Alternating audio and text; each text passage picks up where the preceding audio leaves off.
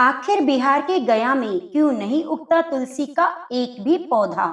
ओम नमो भगवते वासुदेवाय। प्रिय भक्तजनों, आज आप एक रोचक कथा को सुनिए। गया में आज भी तुलसी का पौधा नहीं उगता और ब्राह्मण कभी भी संतुष्ट नहीं होते। इसकी कथा बेहद ही महत्वपूर्ण है। सनातन धर्म की मोक्ष स्थली गया जी में विष्णु पद मंदिर है, लेकिन विष्णु जी पर चढ़ने वाला तुलसी का एक भी पौधा वहां नजर नहीं आएगा। पितृपक्ष के दौरान पिंड दान करने के लिए गया जी में और अनेकों दूसरी जगह पर जाते हैं। ऐसा माना जाता है कि मरे हुए व्यक्ति का पिंड दान करने से उसकी आत्मा को शांति मिलती है। यदि सच्चे मन से पितरों की सद्गति की कामना पितृपक्ष में की जाए तो पितृ देवता उससे अधिक संतुष्ट हो जाते हैं। जैसा कि वायु पुराण में उल्लेखित है कि सीता जी ने श्रद्धा पूर्वक बिना किसी सामग्री का प्रयोग कर मात्र रेत द्वारा दशरथ जी का पिंडदान कर उनका आशीर्वाद लिया।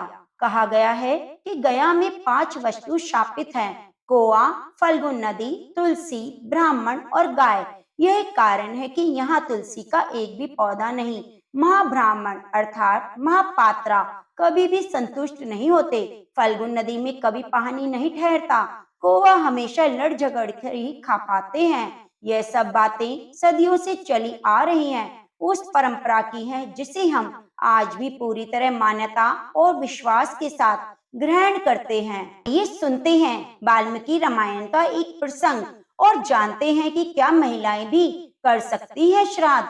रामायण काल में जब पुत्र वियोग में राजा दशरथ की मृत्यु हो गई थी, तब वनवास पर गए हुए उनके बड़े बेटे राम और लक्ष्मण जी की अनुपस्थिति में उनकी बहू सीता ने पिंडदान की रस्म निभाई थी। वाल्मीकि रामायण में वर्णित घटना के अनुसार वनवास के दौरान भगवान श्री राम, लक्ष्मण और माता सीता पितृपक्ष में श्राद्ध करने के लिए बिहार के गया पहुंचे। वहां महाब्राह्मण ने श्री राम और लक्ष्मण को श्राद्ध कर्म के लिए आवश्यक सामग्री जुटाने के लिए कहा। इधर राम और लक्ष्मण नगर की ओर सामान लेने निकले, उधर माता सीता नदी के किनारे बैठी रही। इधर दशरथ जी की व्यग्रता बढ़ती जा रही थी।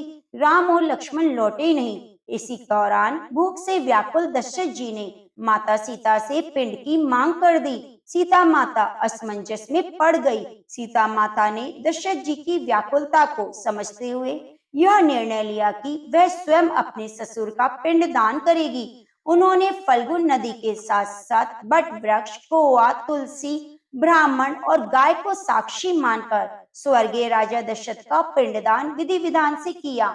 जैसे ही उन्होंने हाथ जोड़कर प्रार्थना की तो राजा दशरथ ने सीता माता का पिंड स्वीकार कर लिया। सीता माता इस बात से बहुत खुश हुई कि उनकी पूजा दशरथ जी ने स्वीकार कर ली है। श्री राम जी जब लौटे तो उन्होंने सीता जी पर विश्वास नहीं किया।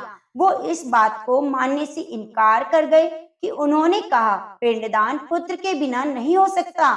इसके बाद सीता माता ने कहा कि वहां उपस्थित फल्गु नदी, तुलसी, कोआ, गाय, बट वृक्ष और ब्राह्मण श्राद्ध कर्म की गवाही दे सकते हैं। श्री राम जी ने जब इन सब से पूछा तो फल्गु नदी, गाय, कोआ, तुलसी, ब्राह्मण पांचों ने झूठ बोल दिया। सबने एक स्वर में गवाही दी कि सीता माता ने कोई पिंडदान नहीं किया, लेकिन बट वृक्ष ने सत्य का साथ दिया। उसने श्री राम जी से कहा कि सीता माता ने सबको साक्षी मानकर विधि पूर्वक राजा दशरथ का पिंडदान किया है।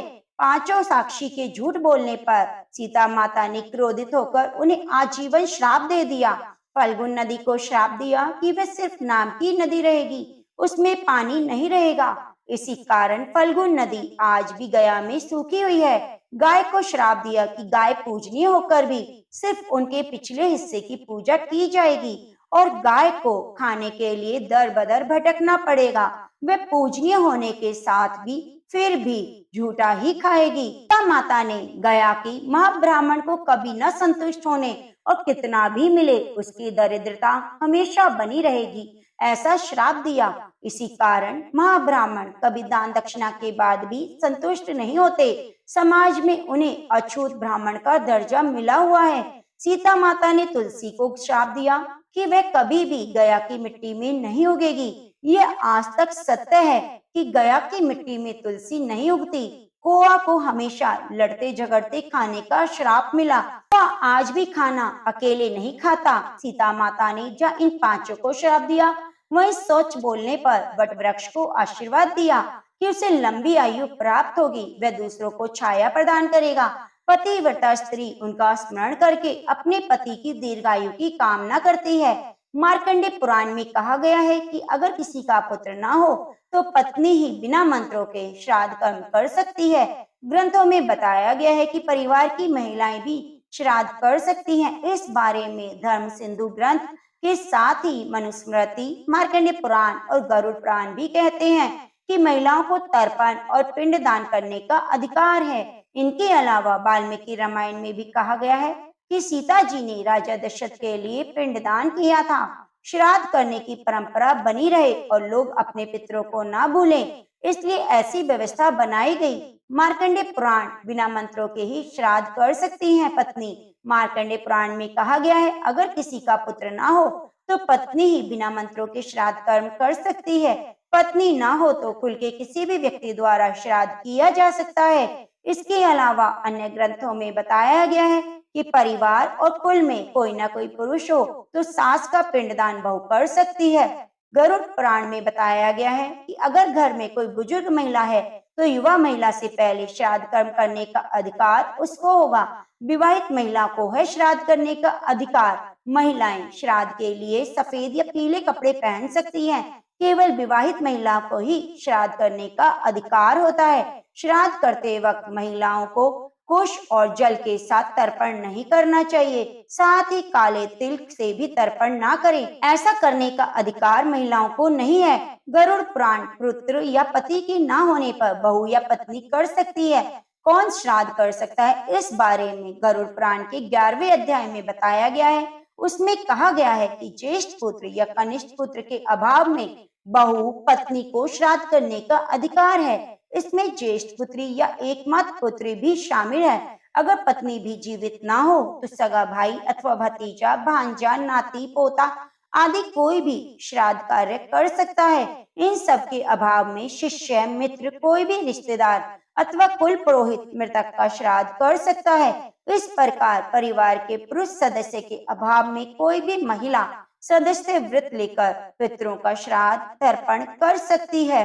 प्रेम से बोलिए ओम नमः शिवाय। प्रिय भक्तजनों, यह थी एक छोटी सी जानकारी। उम्मीद करूंगी आपको पसंद आई होगी। आपको पसंद आई है तो वीडियो को लाइक करके कमेंट बॉक्स में हमें जरूर बताइए और ऐसी ही कहानियां सुनने के लिए हमारे चैनल को सब्सक्राइब जरूर कीजिए।